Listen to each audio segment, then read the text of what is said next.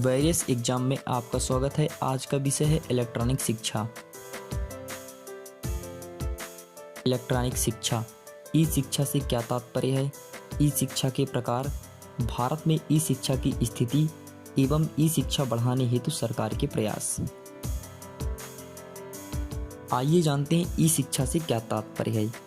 ई शिक्षा से तात्पर्य अपने स्थान पर ही इंटरनेट व अन्य संचार उपकरणों की सहायता से प्राप्त की जाने वाली शिक्षा से है।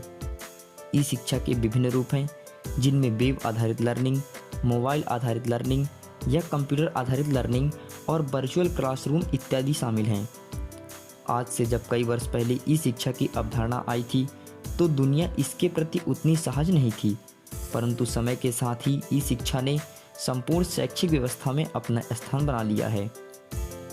अब बात करते हैं ई शिक्षा के प्रकार। ई शिक्षा को दो श्रेणियों में विभाजित किया जा सकता है। Number 1 synchronous, number 2 asynchronous. आइए जानते हैं सिंक्रोनस के बारे में।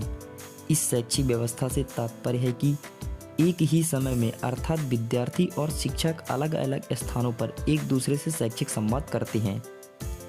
इस तरह से किसी विषय को सीखने पर विद्यार्थी अपने प्रश्न का तत्काल उत्तर जान पाता है, जिससे उनके उस विषय से संबंधित संदेह भी दूर हो जाते हैं। इसी कारण इसे रियल टाइमिंग लर्निंग भी कहा जाता है।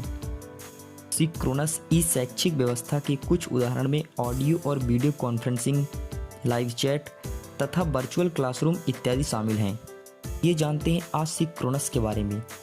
इस शैक्षिक व्यवस्था से तात्पर्य है कि एक ही समय में अर्थात यहाँ विद्यार्थी और शिक्षक के बीच वास्तविक समय में शैक्षिक संवाद करने का कोई विकल्प नहीं है। उदाहरण के लिए वेब आधारित अध्ययन, जिसमें विद्यार्थी किसी online course, blog, website, video, ई बुक इत्यादि की मदद से शिक्षा प्राप्त करते हैं।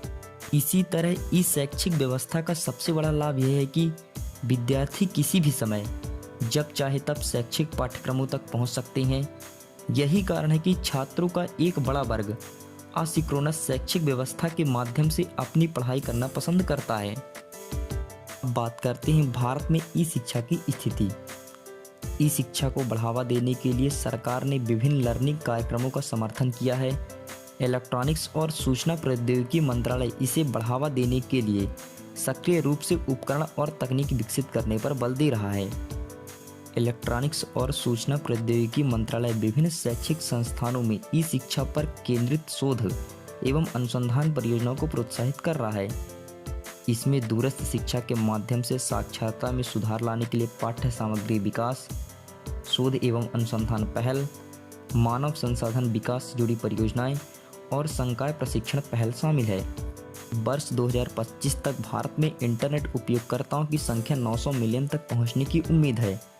भारत में ई शिक्षा के क्षेत्र में एक विकास बाजार तैयार होने की संभावना है। बड़ी संख्या में नए उपयोगकर्ता इंटरनेट व अन्य संचार उपकरणों के माध्यम से ई शिक्षा तक पहुंच रहे हैं। आइए जानते हैं ई शिक्षा को बढ़ावा देने हेतु सरकार के प्रयास। ई शिक्षा को बढ़ावा देने हेतु सरकार ने निम्न प्रयास किए हैं, जैसे स्वयं प्रभा, राष्ट्रीय डिजिटल लाइब्रेरी, स्पोकन ट्यूटोरियल, शिक्षा के लिए निःशुल्क और open source software, virtual lab एवं ई यंत्र। अब बात करते हैं स्वयं के बारे में। स्वयं का पूरा नाम study webs of active learning for young aspiring minds है।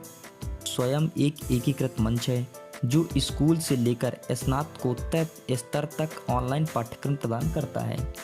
अब तक स्वयं पर 2769 बड़े पैमाने के ऑनलाइन कोर्सेज बड़े पैमाने पर ओपन ऑनलाइन की पेशकश की गई है, जिसमें लगभग 1.02 करोड़ छात्रों ने विभिन्न पाठ्यक्रमों में दाखिला लिया है। NCERT कक्षा 9 से 12 तक के लिए 12 विषयों में स्कूल शिक्षा प्रणाली हेतु बड़े पैमाने पर ऑनलाइन पाठ्यक्रम का मॉड्यूल विकसित कर रहा है। अब बात करते हैं स्वयं प्रभा के बारे में।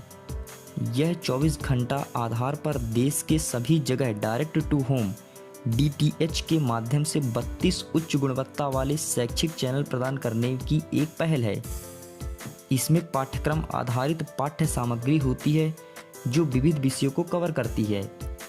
इसका प्राथमिक उद्देश्य गुणवत्ता वाले शिक्षण संस्थानों को दूर दराज के ऐसे क्षेत्रों तक पहुंचाना है जहां इंटरनेट की उपलब्धता अभी भी एक चुनौती बनी हुई है। बात करते हैं राष्ट्रीय डिजिटल लाइब्रेरी के बारे में। भारत में राष्ट्रीय डिजिटल लाइब्रेरी एक एकल खिड़की खोज सुविधा के तहत सीखने के संसाधनों के आभासी भंडार का एक ढांचा विकसित करने की परियोजना है। इसके माध्यम से यहाँ 3 करोड़ से अधिक डिजिटल संसाधन उपलब्ध हैं। लगभग 20 लाख सक्रिय उपयोगकर्ताओं के साथ 50 लाख से अधिक छात्रों ने अपना पंजीकरण करवाया है। अब बात करते हैं स्पोकन ट्यूटोरियल के बारे में। छात्रों की रोजगार क्षमता को बेहतर बनाने के लिए ओपन सोर्स सॉफ्टवेयर पर 10 मिनट की ऑडियो वीडियो ट्यूटोरियल उपलब्ध है। यह सभी 22 भाषाओं की उपलब्धता के साथ ऑनलाइन संस्करण है जो स्वयं सीखने के लिए बनाया गया है। स्पोकन ट्यूटोरियल के माध्यम से बिना शिक्षक की उपस्थिति के पाठ्यक्रम को प्रभावी रूप से नए उपयोगकर्ताओं को प्रशिक्षित करने के लिए डिजाइन किया गया है। अब बात करते हैं शिक्षा के लिए निःशुल्क और ओपन सोर्स सॉफ्टवेयर के बारे में। यह शिक्षण संस्थानों में ओपन सोर्स सॉफ्टवेयर के उपयोग को बढ़ावा देने वाली एक परियोजना है। इसमें शिक्षण कार्य जैसे कि स्पोकन ट्यूटोरियल्स, डॉक्यूमेंटेशन, जागरूकता कार्यक्रम, कॉन्फ्रेंस, ट्रेनिंग वर्कशॉप इत्यादि इंटर्नशिप के माध्यम से किया जाता है। इस परियोजना में लगभग 2000 कॉलेज के छात्रों और शिक्षकों ने इस गतिविधियों में भाग लिया है। आइए जानते हैं वर्चुअल लैब के बारे में। इस प्रोजेक्ट का उपयोग प्राप्त ज्ञान की समझ का आकलन करने, आंकड़े एकत्र करने और सवालों के उत्तर देने के लिए पूरी तरह से इंटरैक्टिव सिमुलेशन एनवायरनमेंट विकसित करना है।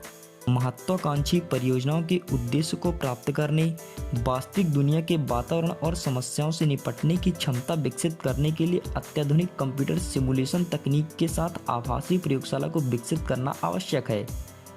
इस प्रोजेक्ट के अंतर्गत 1800 से अधिक प्रयोगों के साथ लगभग 225 ऐसी प्रयोगशालाएं संचालित हैं और 15 लाख से अधिक छात्रों को लाभ प्रदान कर रही है। आइए जानते हैं ई-यंत्र के बारे में। यह भारत में इंजीनियरिंग कॉलेज में एम्बेडेड सिस्टम और रोबोटिक्स पर प्रभावी शिक्षा को सक्षम करने की एक परियोजना है। शिक्षकों और छात्रों को प्रशिक्षित कार्यशाला के माध्यम से एम्बेडेड सिस्टम और प्रोग्रामिंग की मूल बातें सिखाई जाती है।